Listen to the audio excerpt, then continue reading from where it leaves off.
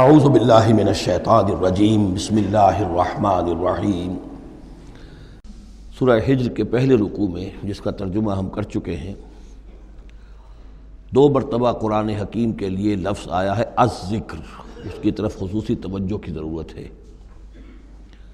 ایک تو یہ کہ خود اللہ تعالیٰ نے فرمایا انا نحن نزلنا الذکر وانا لہ لحافظون، ہم نے ہی یہ ذکر، یہ قرآن نازل کیا ہے اور ہم ہی اس کے محافظ ہیں۔ اور ایک مرتبہ آیا ہے کہ جو آپ کے مخالفین تھے اور جو استہزاء کر رہے تھے، انہوں نے مذاق اڑاتے ہوئے کہا یا ایھا الذی نزل علیہ الذکر انک لمجنون، اے وہ شخص کہ جس کا گمان ہے کہ اس پر الذکر نازل ہوا ہے، ہم تو سمجھتے ہیں کہ تمہارا دماغی توازن ٹھیک نہیں رہا، یا یہ کہ تم پر کسی آسیب کا سایہ آ گیا ہے۔ یہ مجنون کی وضاحت بھی سمجھ لیجئے، مجنون جن سے بھی بنا ہے۔ جن کہتے ہیں عربی زبان میں مخفی شے کو، اس لیے جنین کہلاتا ہے وہ بچہ جو ابھی رحم مادر میں ہے، جو نظر نہیں آتا، چھپا ہوا ہے، معلوم تو ہے کہ بچہ ہے، پیٹ میں ہے، لیکن یہ کہ جنین ہے، وہ ابھی وہ چھپا ہوا ہے۔ اسی سے لفظ جنت بنا ہے۔ جنت جو ہے زمین کا وہ ٹکڑا ہے جس پر خوب درخت ہوں، پودے ہوں، گھاس ہو، تو زمین چھپی ہوئی ہو، زمین ڈھکی ہوئی ہے، زمین جو ہے نمایاں نہیں ہے۔ جنت وہ ہے۔ جن علیہ اللیل کا آیا تھا کہ جب حضرت ابراہیم کا تذکرہ تھا، جب رات نے اس پر تاریکی کا پردہ طاری کر دیا تو گویا کہ ہر شے چھپ گئی۔ تو یہ جو جن کسی پر آ جانا، جس کو ہم کہتے ہیں اس پر کو آسیب کا سایہ ہو گیا، تو مجنون کے معنی یہ بھی تھے۔ اور مجنون اس کو بھی کہتے تھے کہ جس کا دماغی توازن ٹھیک نہ رہا ہو۔ اور یہ بات خاص طور پر نوٹ کرنے کی ہے کہ یہ بات اصل میں حضور کے بارے میں بالکل ابتدائی دور میں کہی گئی تھی، اور اس کے کہنے والوں میں وہ لوگ بھی تھے کہ جو معاندانہ انداز میں نہیں بلکہ ہمدردانہ انداز میں کہہ رہے تھے۔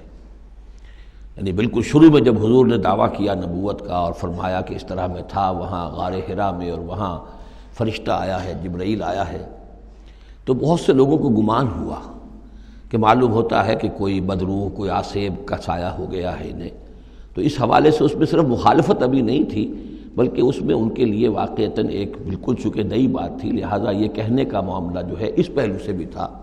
کہ اچھے بھلے آدمی تھے، ہم سوچتے تھے کہ واقعی یہ کئی دن جا کے مراقبے کرتے ہیں، اب یہ رہتے ہیں وہاں غار میں اکیلے تنہا دن رات، تو کہیں کچھ ہو نہ جائے تو معلوم ہوتا کچھ ہو گیا ہے، تو کوئی نہ کوئی جنون کا عارضہ ہو گیا ہے یا جن کا سایہ ہو گیا ہے۔ تو اس لفظ کو بھی سمجھ لیجئے، اور جو بتانا تھا وہ یہ ہے کہ سورہ نون جو کہ بالکل ابتدائی دور میں نازل ہوئی ہے، جس کا نام سورہ قلم بھی ہے، 29ویں پارے کی دوسری سورت، اس میں بھی یہی بات جو ہے کہی گئی ہے۔ اسی کے حوالے سے میں آپ کو بتا رہا ہوں کہ یہ سورہ مبارکہ جو ہے بالکل ابتدائی دور کی صورتوں میں سے ہے، اسی مشابہت کی وجہ سے۔ قرآن مجید کا ذکر ہونا اس معنی میں ہے، کئی مرتبہ واضح کر چکا ہوں کہ قرآن کا فلسفہ یہ ہے کہ جو ایمانی حقائق ہیں، خاص طور پر اللہ کی ذات کا علم اور اس کی صفات کا علم، وہ روح انسانی کے اندر موجود ہے، بس صرف اس پر ظہول کا پردہ طاری ہو گیا۔ جیسے آپ کو کوئی چیز پہلے معلوم تھی، اب یاد نہیں رہی، معلوم تھی لیکن اب بھول گیا۔ بھولنے کا مطلب کیا ہے کہ وہ آپ کی یادداشت کے ذخیرے میں کہیں نیچی اتر گئی ہے۔ وہ حافظ خانہ جو ہے، ہر انسان کی میموری جو ہے، اب اس کے نہ معلوم کتنے تہہ خانے ہیں، ان میں کسی نچلے تہہ خانے میں جا کر چھپ گئی ہے، وہ آپ کے شعور کی سطح پر نہیں ہے۔